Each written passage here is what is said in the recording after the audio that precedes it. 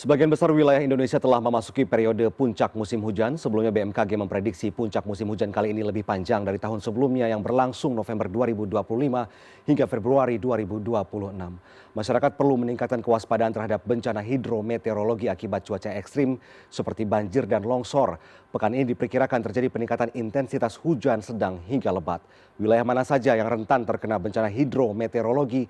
Kita bahas bersama Deputi Bidang Meteorologi Badan Meteorologi, Klimatologi, dan Geofisika Guswanto. Selamat malam Pak Guswanto, apa kabar? Selamat malam, Bung Victor. Baik. Pak Gus, hujan dengan intensitas sedang hingga lebat diprediksi terjadi di sejumlah daerah ya pekan ini. Wilayah mana saja yang akan mengalaminya Pak Gus? Ya, betul Bung Victor. Jadi BMKG memperkirakan hujan intensitas sedang hingga lebat di berbagai wilayah Indonesia mulai tanggal hari ini hingga nanti tanggal 6 November itu paling banyak terdampak di Mamuju, Sulawesi Barat, kemudian Pakpak, Papua Barat, Kepulauan Sangihe, Sulawesi Utara, Sumatera bagian tengah dan selatan, serta Jawa Barat, Jawa Tengah. Kemudian kita juga masih melihat adanya di Kalimantan Timur dan Selatan, serta Maluku dan Papua bagian utara. Hmm. Itu kira-kira Bung Victor. Baik, Sumatera tidak disebutkan, berarti di Sumatera masih cuacanya masih bisa Sumatera bagian stabil. tengah dan selatan tadi sudah disebut. Baik. Oke, Pak Gus, Ya, bagaimana dengan cuaca ekstrim yang perlu diwaspadai ini? Kapan saja waktu yang diprediksi akan turun hujan lebat di wilayah-wilayah yang tadi disebutkan? Pagi, siang, sore, atau baik. seperti apa? Kalau kita melihat daripada fenomena pembentukan untuk awan hujan, kita melihat terjadinya hujan atau cuaca ekstrim itu lebih cenderung terjadi sekitar jam 1 atau jam 12 sampai hingga malam hari. Mhm. Karena ini kita berreferensi terhadap pembentukan awan hujan itu sendiri, di mana suhu muka laut di wilayah Indonesia cukup hangat. Sehingga dia pada pagi hari itu sinar matahari penuh dan terjadi penguapan yang cukup banyak. Sehingga pengumpulan air ini akan terjadi awan konvektif di siang hingga sore bahkan malam hari. Mhm, mhm. Berarti yang harus diwaspadai adalah ketika mendekati malam hari ini cuaca semakin harus diwaspadai begitu ya Pak Gus ya? Pak Gus, Betul, khusus bagaimana Jabodetabek. ya, Jabodetabek Ya, bagaimana Pak? khusus Jabodetabek kita melihat kan biasanya hujannya itu terjadinya sore hingga malam, dan ini dimulai dari wilayah selatan dulu, Mhm, dari tengah, dari mhm. Bogor masuk ke utara. Ya, Kadang-kadang selatan lebih ke arah barat. ya, Ya, itu yang perlu kita lihat. ya. Pak Guswanto, bagaimana dengan fenomena atmosfer pekan ini? Karena pekan lalu kondisi atmosfer relatif labil ya disebutkan, sehingga peluang hujan lebat disertai petir dan angin kencang banyak terjadi di beberapa daerah begitu.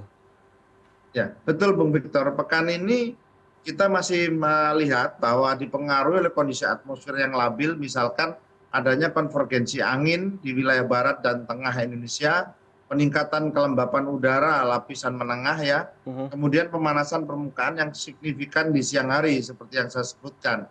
Dan ini juga ada siklon tropis Kalmaegi yang terjadi di wilayah utara. mhm. Nah, kombinasi dari beberapa faktor tadi itu menyebabkan hujan lebat disertai petir, angin kencang terutama di wilayah pesisir maupun kita lihat juga di wilayah pegunungan tengah. Ya, ya.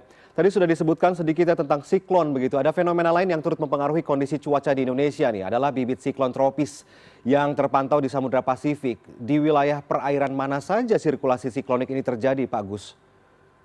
Baik, sirkulasi siklonik kita lihat saat ini terjadi di Teluk Benggala, Samudra Hindia Barat, Banten, Lampung, Papua Selatan, Maluku bagian tenggara, dan Samudra Pasifik Utara Papua Nugini. Ini Mhm. membentuk daerah konvergensi dan konfluensi. Ini juga meningkatkan terjadinya untuk pembentukan atau pengumpulan awan hujan. Ya, Pak Gus, kita sangat khawatir dengan kondisi khususnya di Pulau Jawa ya, karena kemarin di Semarang, saya di Jawa Tengah di jalur nasional Demak begitu ya, banjir tak Ya, surut-surut begitu ya. Bagaimana dengan wilayah yang rawan bencana hidrometeorologi ini nih? Apa saja yang perlu diwaspadai khususnya daerah-daerah di Pulau Jawa, kira-kira di mana saja begitu? baik. Kalau kita lihat untuk bencana hidrometeorologi yang perlu diwaspadai karena potensi banjir, tanah longsor, dan angin kencang, itu kita lihat ada di Sulawesi Barat, Papua Barat, Sulawesi Utara, khusus di Jawa itu kita waspadai Jawa Barat bagian selatan dan pegunungan Jawa Tengah. Kemudian kita juga melihat nanti kan kita BMKG memprediksi adanya banjir rob tanggal 5 November sampai nanti kita lihat sekitar 13 atau 14 November ini wilayah utara ya untuk Semarang tadi yang disampaikan Demak ini kemungkinan akan terjadi amplifikasi antara banjir rob dan hujan ya. Ya. Kemudian di pesisir utara Jakarta juga bisa terjadi. Ini juga sama air pasang daripada pengaruh gaya tarik bulan dengan curah hujan yang jatuh di daratan itu akan bertemu juga dan ini akan menambah peningkatan air yang ada menggenang. Oke, oke. Sampai saat ini BMKG belum menemukan ada kemungkinan terjadi tsunami atau misalkan gelombang tinggi laut karena cuaca ekstrim ini di beberapa wilayah begitu. Ya, kalau gelombang tsunami ini kan akibat tsunami rata-rata ditimbulkan oleh akibat adanya gempa bumi dengan pusat gempanya di Ya. tengah laut ya Mas Victor. Tapi kalau gelombang tinggi sendiri yang disebabkan oleh karena angin kencang, itu kita mendeteksi di beberapa wilayah ini. Kalau kita pahami lebih jauh, itu lebih cenderung bahwa gelombang tinggi itu terjadi di wilayah Samudra Hindia bagian selatan dan bagian barat daripada wilayah Indonesia. Oke. Misalkan saya melihat ada gelombang tinggi 2,5 sampai 4 meter. Ini bisa kita lihat Samudra Hindia Selatan Banten, Samudra Hindia Selatan Jawa Barat, dan juga termasuk juga di Samudra Hindia sebelah barat daripada Lampung. Ya. Gitu. Ya, Banten menjadi salah satunya. Ini artinya ada hal-hal yang harus diwaspadai ketika orang ingin berlibur, melakukan perjalanan untuk rehat sejenak begitu dari aktivitas ke wilayah perairan pantai. Ada rekomendasi nggak sih Pak Gus kira-kira hindari daerah-daerah atau pulau-pulau mana saja? Pesisir selatan atau seperti apa? Baik, untuk wisata wilayah pantai yang aman untuk wisata kita lihat ya di sini pantai selatan Jawa tapi di wilayah Pacitan, Gunung Kidul, Pangandaran ini masih aman ya. Oke. Masih dalam potensi cuaca cerah berawan, potensinya hujan ringan. Kemudian ada pantai Lombok dan pantai Bali ini juga kita relatif aman, pantai Nusa Tenggara. Namun ada yang perlu kita hindari yaitu seperti pantai barat dan pantai Maluku Utara ini kita hindari ya karena di sana ada bibit siklon ataupun 98W ataupun pengaruh dari siklon Kalmaegi ini pasti meningkatkan tinggi gelombangnya. Iya. Jepara masih stabil, Pak Gus. Jepara masih stabil, masih aman. Tinggi gelombang masih di bawah 1 meter atau 0,50 atau sampai 0,75 meter ya. Masih aman. Oke. Kita akan membahas langkah pencegahan bencana hidrometeorologi begitu ya untuk menekan intensitas hujan yang lebat tadi dikatakan. Ada yang dinamakan modifikasi cuaca. Menurut BMKG, modifikasi cuaca ini sebaiknya dilakukan ketika terjadi dalam kondisi seperti apa sebaiknya supaya berjalan cukup efektif begitu ya. Karena sejauh ini kita juga bingung apakah modifikasi cuaca ini cukup efektif mengurangi dampak cuaca ekstrim, Pak Gus. Ya, modifikasi cuaca sebenarnya kita lakukan sejak Oktober hingga November yang lalu ya. Ini sebenarnya untuk mengurangi risiko banjir dan tanah longsor akibat intensitas hujan yang cukup tinggi. Nah, dengan adanya modifikasi cuaca itu kita lakukan pengurangan intensitas. Nah, seperti apa kita harus melakukan modifikasi cuaca? Kita melihat bahwa banjir maupun longsor itu salah satu faktornya hanya dari hujan, tapi faktor yang lain banyak. Nah, untuk modifikasi cuaca ini biasanya kita melihat ada amplifikasi, misalkan banjir rob di wilayah Jawa Tengah kemarin, kemudian hujan. Nah, hujannya ini bisa dikurangi dengan modifikasi cuaca atau dialirkan di tempat yang lain. Kemudian ada periode modifikasi cuaca. Saat ini kan periode modifikasi cuaca itu digunakan untuk mengurangi intensitas. Ada saat modifikasi cuaca memang dibutuhkan di saat untuk memadamkan kebakaran hutan dan lahan. Ini ada perbedaan ya.